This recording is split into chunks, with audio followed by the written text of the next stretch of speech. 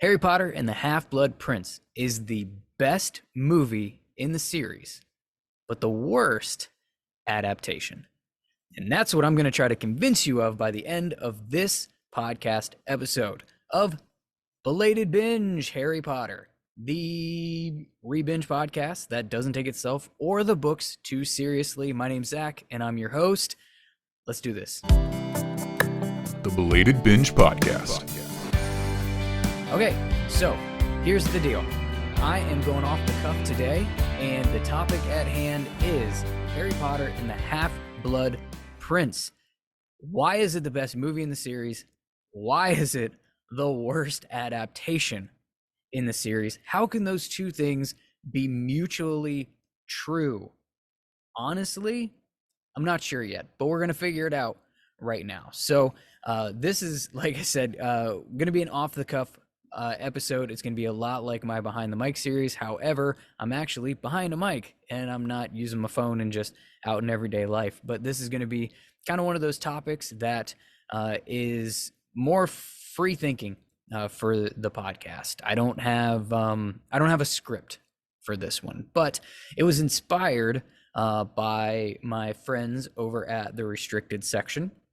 Shout out to them, who are in the course of their reread of the series chapter by chapter on their podcast, and they have started the Half-Blood Prince book. And on this past week's episode that I just listened to, they were talking about the Spinner's End chapter and talking about how certain things were changed for the movie that didn't make any sense and actually took away from the meaning and from the experience as it is compared to the book. And if you've been watching on the YouTube channel, if you're watching this right now, if you've been listening through podcast apps and didn't know that I make some silly little videos here now and again for YouTube, where I use sketch comedy to talk about the changes that were made in various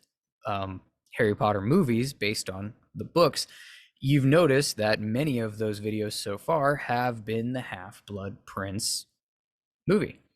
So I think my feelings are pretty clear in that I do think that Half-Blood Prince is the worst adaptation in the series from the book material. However, I don't think that makes it the worst movie. I think there are a few things that are really going for this movie. And I have to also give some credit to my buddy Garrett from the Rankum podcast, who's been on this podcast before.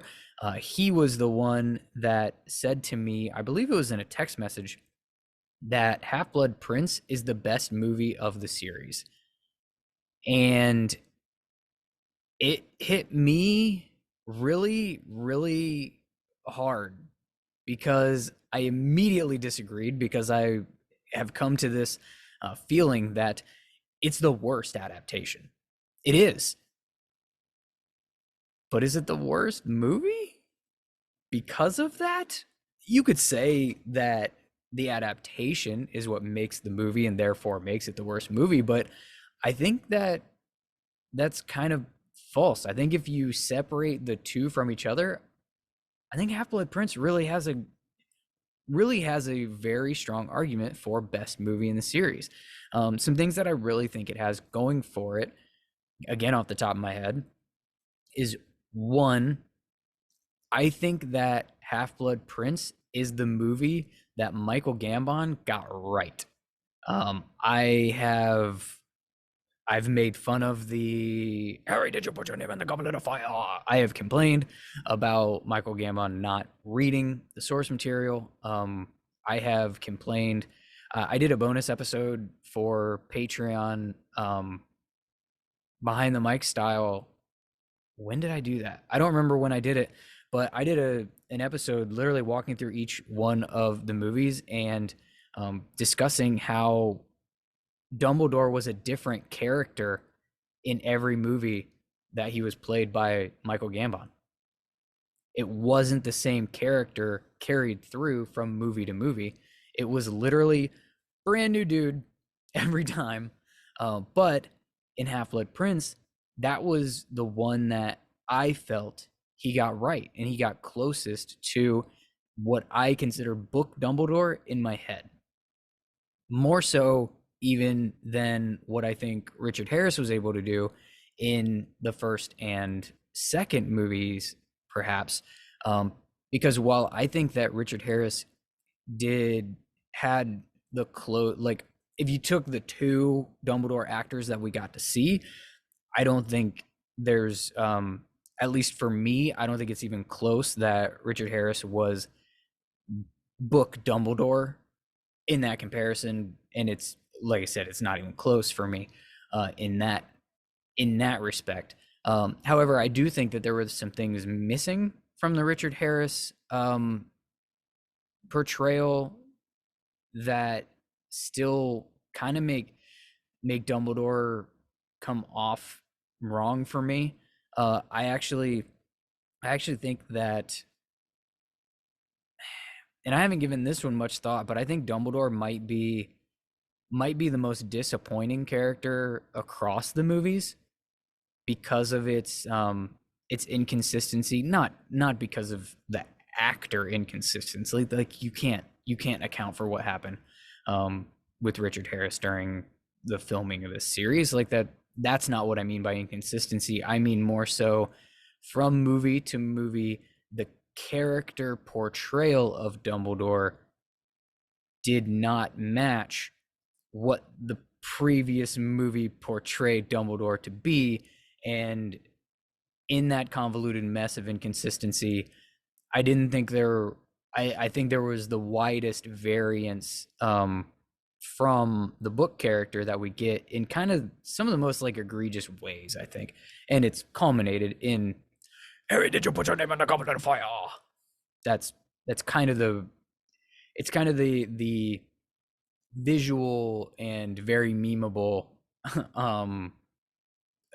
representation of that inconsistency and that variance, that I guess that dissonance from what the book character was to what the movie character was. I think all of the characters in the movies really missed the mark from their book characters in some ways, and I think that's going to happen. I think Dumbledore is the one it's like a wild roller coaster of how it's going to miss the mark this time, and what it's going to hit on this time.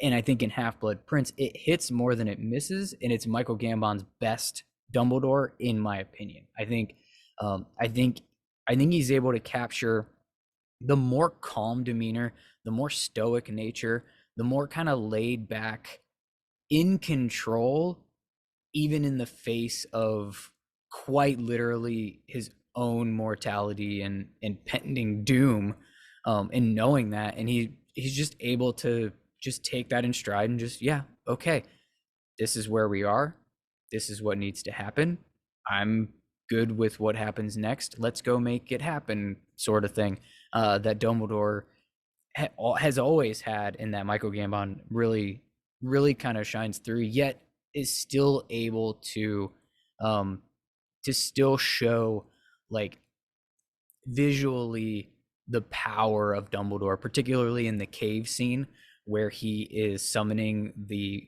fire that they're using to fend off the Inferi in across the lake, and like parting this, going all Moses on us with his with his parting of the Dead Sea, if you will.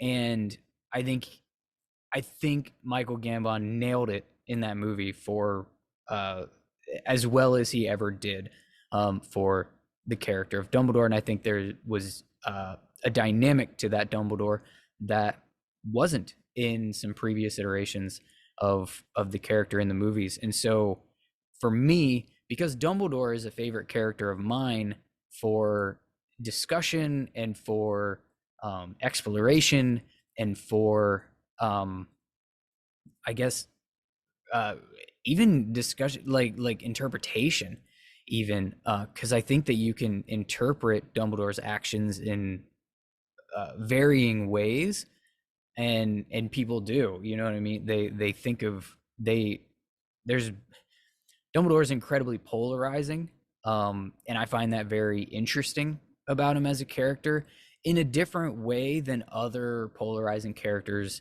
in the series. Like, I don't have nearly the affinity for the character of Snape, although that is also quite possibly the most polar. I actually, you know what? Not quite possibly. I'm going to stamp that. You can take that one to the bank.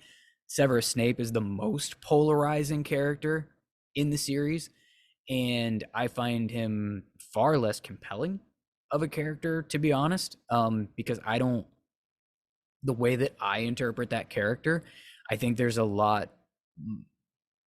If you're balancing a ledger of kind of his positive traits and his negative traits, I think that scale weighs very, very heavily on the negative side for me in the way that I interpret that character, and that character's actions. And so there, and those actions that come through in the series don't bring me the same level of, like, I'm not I don't have the interest in dissecting that, because I don't think it's that complex to dissect in most cases. For me, Severus Snape is pretty much bullying children all the time, and I kind of don't care that he was bullied as a child and use that as an excuse or anything for him as an adult to be a teacher bullying children. Like, that one's not hard for me to to grapple with. But somebody like Dumbledore, who I think kind of has like all the best intentions but doesn't always do the best things, and for me, that's way more compelling to dissect, because you can see he clearly is doing this for the quote unquote greater good and what he believes is the best course for their survival and their defeat of Voldemort. Yet some of the decisions that he has to make, and some of the decisions that he makes and the way that he carries them out, particularly as it relates to Harry and even some other people that people call him the master manipulator for a reason, right? Like, and that sounds gross.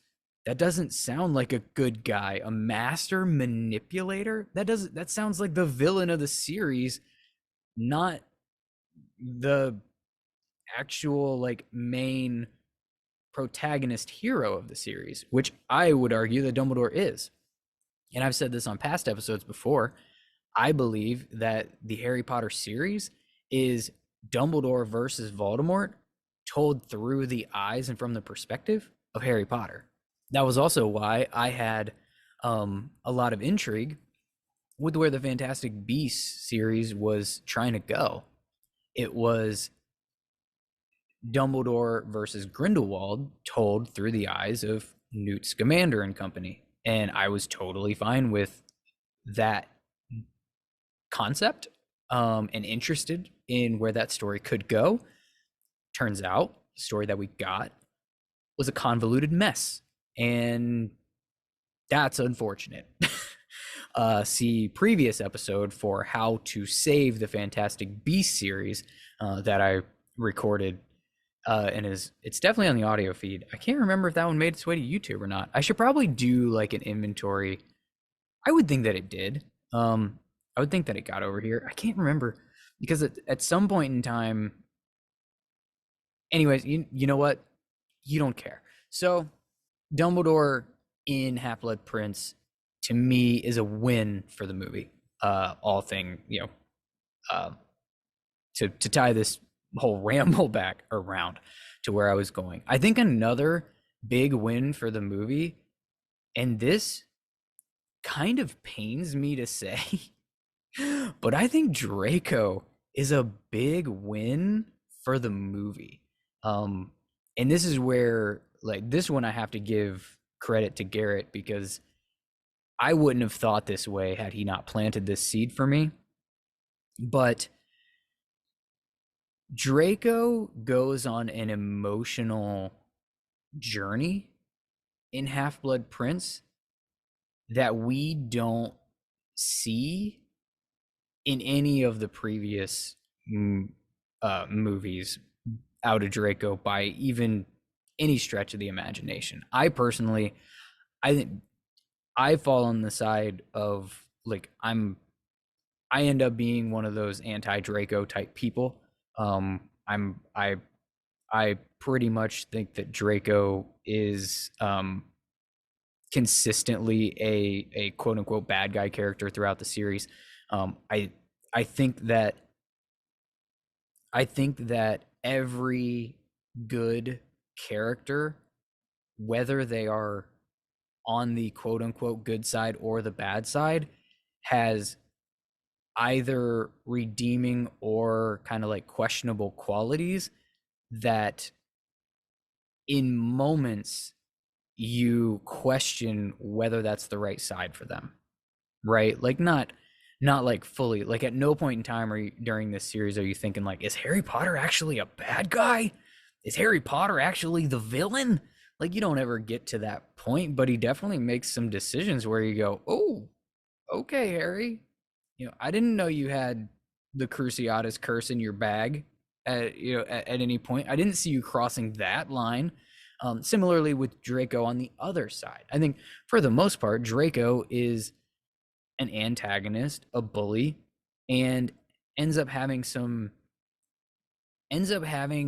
questions about his own belief system and structure and his own like kind of like what his role in the whole war and everything as a Death Eater is, and he reaches a point by the end where it seems that he's internally struggling and more on the fence by the end of it.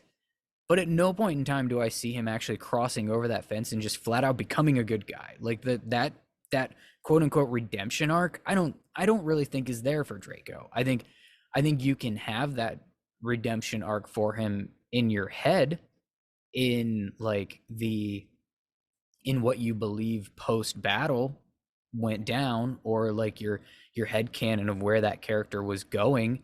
I think that's perfectly reasonable for you to do or explore that thought process. But I think honestly, I think Tom Felton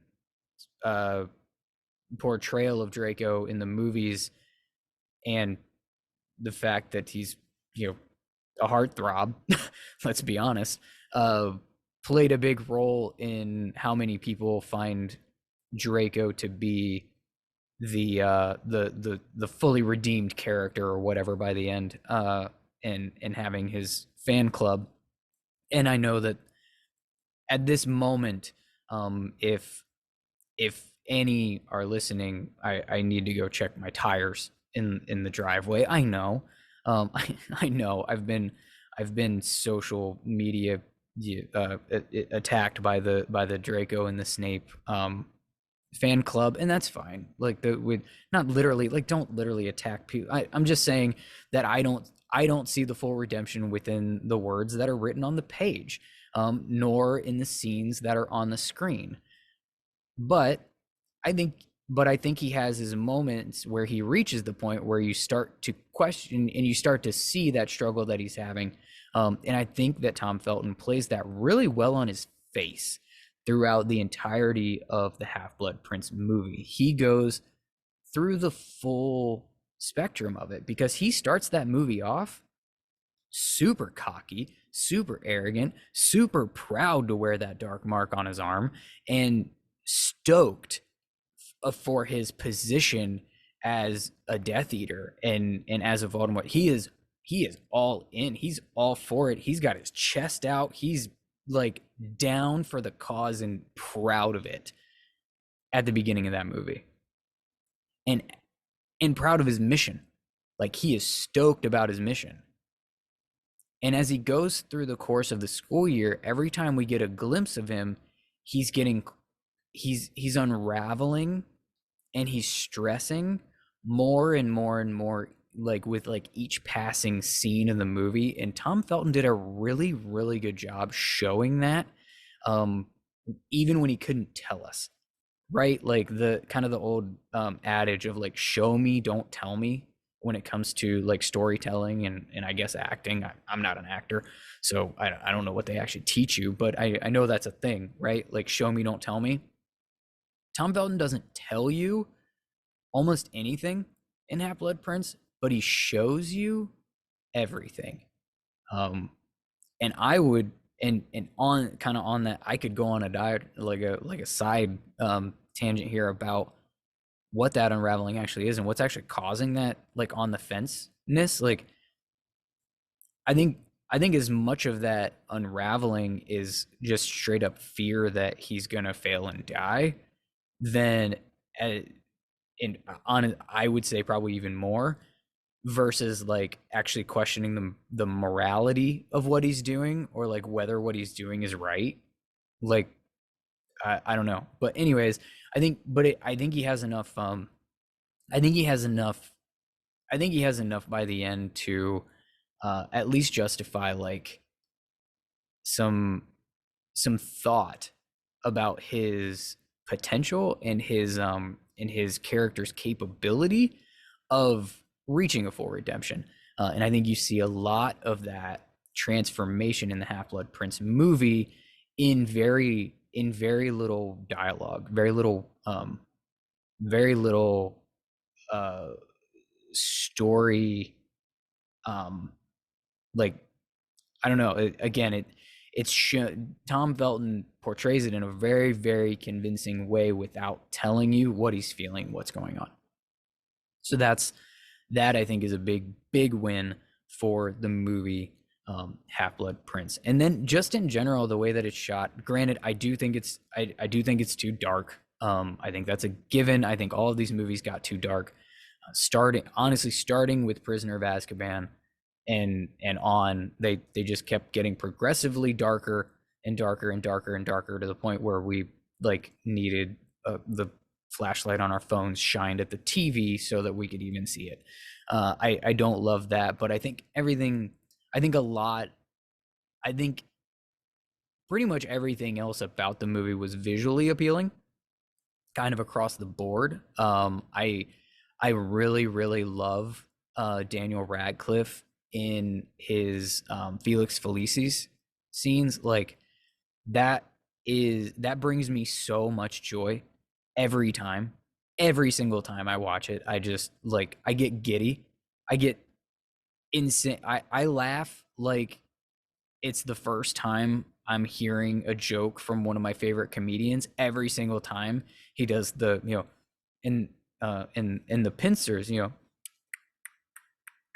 I love that. I can't not watch that scene and actually visually and like audibly laugh. It's most of the time I when I know what the joke is and I still appreciate it. I still think it's funny. A lot of times I'll give it the kind of thing, the the air out of the nose and the smile and the nod, just like the appreciative.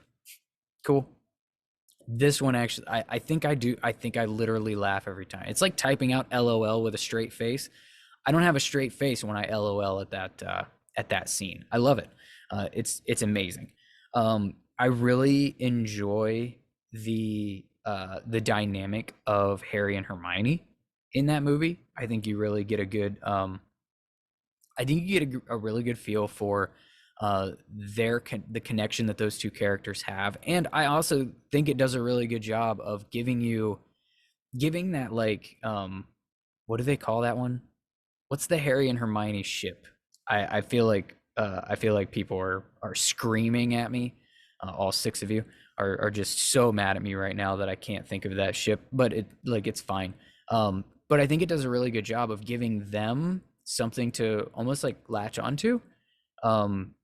Because most of that movie, right? Like they're supporting each other, one through the Ron and Hermione, will they, won't they, Ron and Lavender stuff. Like the way that Harry is consoling Hermione in the way that they're in the way that they're interacting surrounding that. Like you don't get a lot of like, well, Harry's gonna swoop in and he's gonna take advantage of this one. Yeah, he's gonna get the girl now. Like you don't get that out of it, but you do get them leaning on each other in nice little moments, like she's only interested in you because she thinks you're the chosen one, but I am the chosen one, and she like smacks him, and it's kind of like flirty playful almost, like it could be interpreted that way. Those types of moments, like it kind of gives those shippers something to latch onto, while also not going so far as to like losing its platonic nature and the kind of the beauty of that friendship, as it as it stands, right? Like in the like I understand why people in the Deathly Hallows movie aren't a big fan of the dancing scene, because it's like that's almost like the nod to those shippers, and it's almost too heavy-handed because they're literally told to play it like, hey, you might make out at the end of this, you never know. And I think a lot of people were like, no, that's not, they're just friends, like don't ruin it or whatever. And like I kind of get where they're coming from with that, but I think Half-Blood Prince is much more like it's clearly a very strong bond in friendship, and there's kind of little moments where it's almost like I said, kind of like flirty playful, enough that it's that you can, that if you are that shipper, you can also kind of appreciate those moments. So I really like those. I really like their dynamic in it. By the way, I love that scene as well. The "but I am the chosen one" scene. I think that's fantastic because I honestly think that that's like the most realistic line of dialogue across the entire series. Because if Harry Potter was, let's say Harry Potter was set in like an American high school, that would be Harry Potter. He would be, but I am the chosen one, and he would definitely use it to advance himself amongst the romantic conquests, I guess you could say. His endeavors of trying to find partnership would be aided by his fame. I'm pretty confident. But that's not the Harry that we get in this series. But you get it in that movie scene, and I personally just really enjoy that because I that's what I think of when I think of Harry. I think that their relationship really stands strong in that movie. I do, while I think it was taken too far from a like overall share of the storyline, I do enjoy the comedic moments surrounding kind of the teenage romance. Um, I don't I don't need a ton of the teenage romance, but they have funny, like they have a lot of fun with it, that I think is an enjoyable part of the movie. I truly just wish there was less of it, to be honest. But that's what we'll get into when I talk about why it was a bad adaptation. What else do I love about that movie? I don't know. Like just overall, I just think it's really, I just think it's a really strong movie to sit down and watch. I think that if I was just sitting down and I was thinking I'm gonna pop in a Harry Potter movie, there's two movies that I go to personally. I go to Sorcerer's Stone. That has become a a very nostalgic one for my family as it relates to me and my daughter's relationship. And so I have a like a an affinity for the Sorcerer's Stone movie because of that connection through her. Um, as far as if I just want to sit down and enjoy watching a Harry Potter movie, I'm going to Half Blood Prince. And that surprised me given how frustrated I get with the adaptation of Half Blood Prince. So let's talk about why it's the worst adaptation. Um, this is one, I've alluded to it already. We went way too far to make it the teenage romance movie. It took up way more of the screen time than it needed to. It became like plot A of the entire film, and it did not need to be that. It should have been plot C.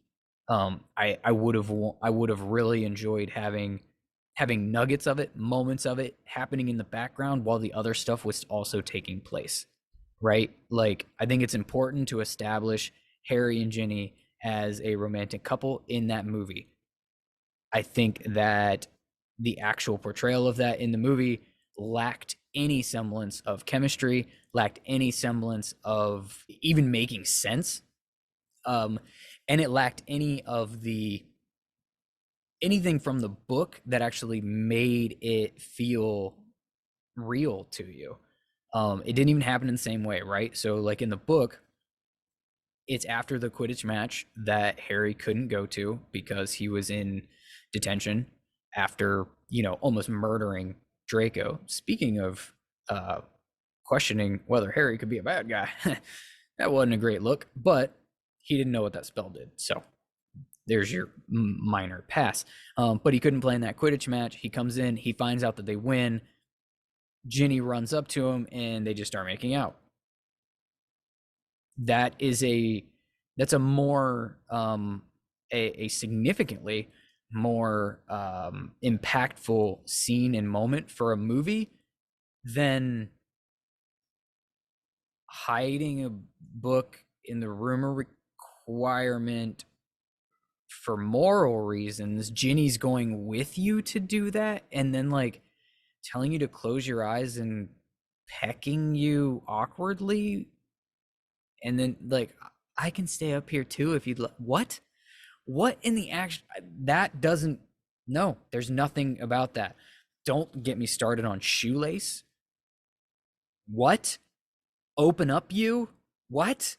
None of that is how that relationship even remotely came to fruition in the book. We got none of the like almost like playful banter of that relation, none of the actual like what ended up being the little bit of like culmination from that relationship, where it's just like the little things of them actually having a relationship, sitting together in the common room, like as a couple, and having a conversation and having some witty back and forth kind of stuff.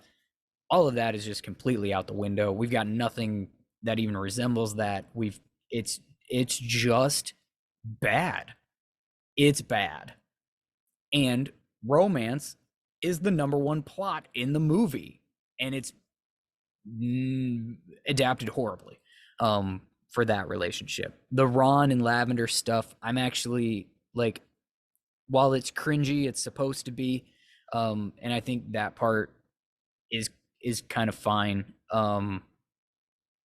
I think where I have some of the where I have like the most frustration with the movie, though, is the changing things that didn't need to be changed, adding things in that didn't happen in the book, and sacrificing that screen time and omitting things that were highly important for the book, and honestly what makes it my favorite book in the series, and it was all missing. So but some of those key changes, one, in the like the unbreakable vow stuff, where the way that it's done, like this is where I'm just going to shout out the restricted section again for their thoughts, but I thought it was really like it was like kind of really smart that they brought this up. Why is Bellatrix the one asking Snape the questions in the unbreakable vow when he's making the unbreakable vow to Narcissa? Shouldn't it be Narcissa asking him the questions as it is in the book, because he's making the promise and the vow to her? But they have Bellatrix doing it just to give Bellatrix something to do or to say, which is like, okay, I guess, but no thanks. It's a big no from me. While we're talking about Bellatrix, I have, I guess, the controversial opinion that I do not like the Bellatrix portrayal in the movies. And I think Half Blood Prince is a big one for that. When just watching the film and you see Bellatrix, I think that character is effective for what that character is in the movies. I just don't think it aligns with what the character is in the book. I think in the book that the character is more insidious. I think it's more really um like sadist, like murderous, like calculating, kind of just like cold. There's a coldness to the character in the book where you're actually like kind of terrified that at the drop of a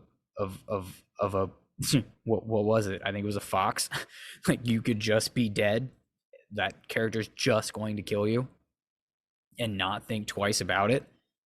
And I don't get that out of the movie Bellatrix. Movie Bellatrix, I get wacky, um, over the top, crazy, portraying like kind of like the ending of Half Blood Prince. I think is what I think is a terrible part of the adaptation as well, where they sacrificed an actual like altercation that could have been a really good climax of like magical dueling at the end, and they instead had Bellatrix kicking plates and cups in the Great Hall, and then like breaking some glass and like screaming kind of stuff. Like it, that to me, that doesn't land. I think that's a poor part of the adaptation. You could have done something way cooler with that part, like that section of the movie, which actually takes a long time. Them like walking from the tower and Dumbledore's death to Hagrid's hut before she catches it on fire. Like it takes a while, right, of screen time, and you could have done something way cooler that was actually in the books, like having the Order of the Phoenix there and having them dodging a battle to go do that, right? Like it wouldn't have taken a significant amount of additional screen time. You didn't have to show every single like piece and moment that the book showed to have them dodging people doing spells as they're going through the castle instead of kicking over plates and cups. That's not, to me, that, and I think that makes a way better climax to a movie than what we got. Leaving out Dumbledore's funeral is tough, but I kind of get that a little bit. But again, you spent a lot of time, like screen time, with the wands up thing that you went with, where I think you could have at least like instead maybe montaged his funeral. If you weren't gonna bring like all the actors in and like have everything done, you could like montage it and at least show like the, you know, maybe the tomb, a couple of cuts of our main characters sad, and like the tomb, you know, the phoenix coming in and bursts into flames, and like maybe that's the whole thing. Like I think you could have done that just as easily as you could have done the wands up thing and some of the stuff that they actually chose to do. So I think that part makes it poor from an adaptation standpoint. And the big thing that like everybody talks about, burning down the burrow for no reason. One, it's not possible given the rules that are set up in the book, so like it doesn't even make sense within the story for that to happen. It didn't happen in the books, so it didn't need to be added. There was no reason for it, and it doesn't make it, like, it doesn't improve the story.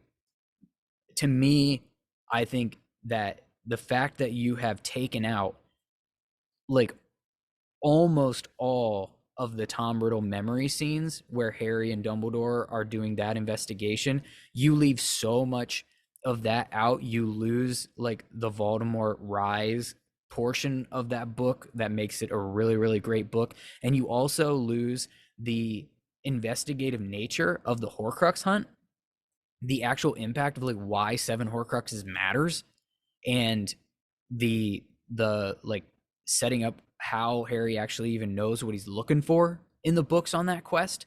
like you lose all of that setup and all of that actually making sense by taking that stuff out, and instead you add something in where you're burning down a house that wasn't burnt down in the books, that those Death Eaters couldn't get to in the books. Like, and that scene also takes a really long time. It takes a really long time for them to go through the open up you, the shoelace, the drama of the, you know, the burrow burning and the flames around the burrow, the chasing them through the corn, the weird random flood that's happening in the middle of the field, and like the the somewhat tense but like not really tense, because you know that nothing's going to happen, because you know that Harry and Ginny don't die right now, but like they would have been dead in literally 5 seconds if they are standing in the middle of like a little island in a cornfield where their assailants have all of the cover and the element of surprise, plus are fully trained dark wizard like Death Eater types like Bellatrix Lestrange, who will murder anyone at any time in the books for any reason or even not have one. But in the movies, like, okay, sure, it's just this weird cat and mouse game, and the good guys are running but the bad guys are flying, and it's supposed to be apparating but they're flying in smoke. Like, that is a poor adaptation, and you've sacrificed really, really quality stuff. And if you want to tell me that it was because you wanted to have like an action scene in the middle, you can't tell me that you couldn't have like gotten your action scene from the Gaunt memory, right? Voldemort killing his family. You couldn't have gotten action out of that. That wouldn't have been more done more to set up the fact that the Death Eaters are dangerous, or that this world is dangerous, or that the story just got real. Like, that doesn't give you that. No, none of that background matters. It Not at all. We don't want to spend more time with Harry and Dumbledore, our like two main sources of like protagonist plot moving forward of this like entire book series and movie series. But no, what we want is corn. That's what we want. Cool. It's bad. It just is. From an adaptation standpoint, it's bad. If you just sit down and watch the movie, that scene does what the movie is supposed to do. It's building tension. It's pulling at your heartstrings. You feel awful for the Weasley family, knowing that they're broke, knowing that they're going to have to rebuild their house. It plants fear in your mind because they're gettable. Apparently, the Death Eaters can go right through the protective charms around the burrow, know exactly where it is, know exactly where Harry is, and can come get him at any time. That is a cause for tension and concern, and is a terrifying notion. It's just not at all book accurate in the slightest.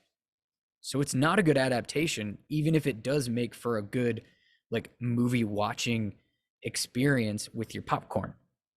So anyways, I know that was it might not have been the cleanest outline of an episode in the world, but ultimately that's my thoughts. Like, I still think that if you just sit down and watch Harry Potter and the Half-Blood Prince, I think it is the best movie in the series, while also being the worst adaptation. If you enjoyed this and you're watching on YouTube, do the things, subscribe, like, watch other videos. That would actually be my biggest request, is go watch other videos while you're here. If you are listening on a podcast platform, please, rate, review, follow on that podcast app. And if any of you are so inclined, there is a Patreon to support the podcast. I've got bonus content over there. You get everything early as well. And there's a few different tiers with different perks, but for the bonus binge squad and up, you get everything early. You get the bonus episodes and all of that stuff. So go ahead and check out patreon.com/belatedbinge for that. The website has links to all the things, belatedbinge.com. And this was fun.